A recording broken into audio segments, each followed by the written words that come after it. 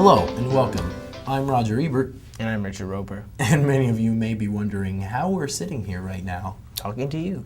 Well, we escaped. Yes, but just barely. Through the clutches of their hands, we escaped. How, you ask? Well, it wasn't easy. Just Ebert so happened here carries KY jelly with him, and we had to lube each other up to get out of the clutches of their hands. And then we found this escape hatchet and jumped out of it. Naked. Exactly. But unfortunately, we have some footage of that an amateur videographer was taking of us at 4 in the morning. And we managed to get that tape, and It's we have been it here. streamed live on the internet many times, so if you haven't seen it, you may want to, advise your children. Exactly. So let's show that clip. Let's show that clip right now.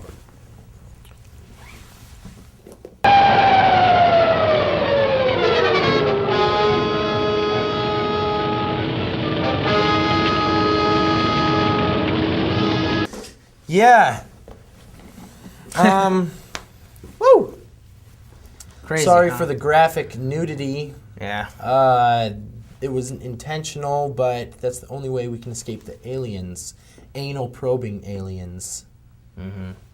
I told you they were. Oh, that's all they were after. Our brains. That's why we had to. That's why we had to get lubed up. That's why we had to get out of that escape hatch and fall into that burning. It's okay. It's okay. That's okay. We made it. I don't care. We made it. Just go on. What are we gonna do today? Okay. What are we gonna film? Okay. What are we gonna watch Today? Woo! All right. I need to calm him down. Today we're gonna be reviewing 42nd Street and Dancer in the Dark. 42nd Street was made in 1933, directed by Lloyd Bacon. Now, it was taken from a book, or should I say a novel, by Bradford Ropes. Julian Marsh, a successful Broadway director, is asked to produce a new show. With the funding from a really old guy who happens to dig the lead character, or the lead female role in the show, Dorothy. Unfortunately, on the premiere night, Dorothy happens to break her ankle, and so now it's all up to Peggy, one of the chorus line ladies, to learn the lead role in less than a day. Can she do it? Cover your ears if you don't want to know the answer. Oh, spoiler time! But I'm anyway, not really gonna say it. The film really followed Peggy a lot. Yeah, it did. We kind of knew that she had was going to be a big role for her early on because, first of all, you realize what a biatch Dorothy is. Yeah. I mean, just her face. Whoa. She has like one of those thin bitch She's just one of those prissy girls, like, oh, me, sucking all the fame. And he, the director of the entire thing, what was his name again? Julian Marsh. Julian Marsh, how he could stand that, and he's already stressed, Oh, yeah. to the max. He's just a poor health, smoker. Oh. I mean, I don't know how the guy put up with it. But anyway, I definitely, though, I enjoyed this film. I mean, I left the theater with a smile on my face and a happy beat in my heart. And I just really, I'll give it a thumbs up because I enjoyed the film as well. The cinematography, some of the stuff that was brand new. Who was the? It was Busby Berkeley. He was the choreographer for this film. And he's the one who did those amazing aerial shots. Yes, he was the first one to actually cut holes out of scenes just to fit the cameras there. He was the first one to bring this new position of the camera. That at the end of the film, it's like the spectacular endings, it's something that you wanted to walk away from, and you were really happy.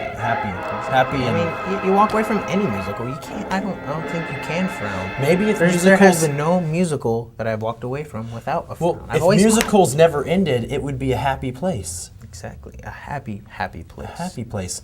In fact, I love musicals so much, I just feel like dancing. Oh, are you now?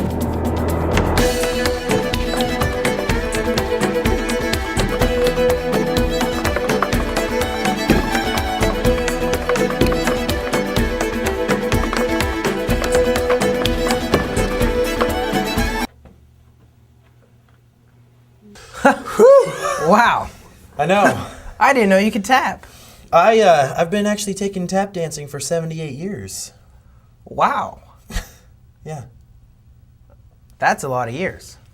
But that's all I got for mine. Dancer in the Dark. Dancer in the Dark was filmed in 1999 and 2000, directed by Lars van Trier. Something like that. Yeah. Anyway, he was one of the founders of the Dogma 95 movement. Oh, really? And kind of broke some of those rules and, doesn't know whether he's in it or out. Some interesting things about this film is Lars originally wanted to call it Taps. When he did this, his choreographer told him it would be almost utterly impossible to do this film because none of the actors or actresses would be able to learn tap dancing in the short amount of time they were given for the schedules. The film stars Bjork, and she's a struggling immigrant from Czechoslovakia who's trying to get money for her son's operation. She has a sad little secret, though, is that she's going blind, and that same disease is about to strike her son. I would have to call this one of the feel-good films of the year. Woo! All right, to recap, 42nd Street. Thumbs up. I honestly, that film made me feel good. Definitely. It was another feel-good movie. Another feel-good movie. Because it's a musical. Because Musicals make you feel good. They are good. And Dancer in the Dark was dramatic, procratic, constratic, and erratic. You know what, Ebert? What? What'd you give on it? Oh. My thumb got cut off today. So I'm going to have to give it a 1. That's kind of close to a thumbs up. I'm going to have to give it a thumbs up. Oh, just kidding. Thumbs up on that one.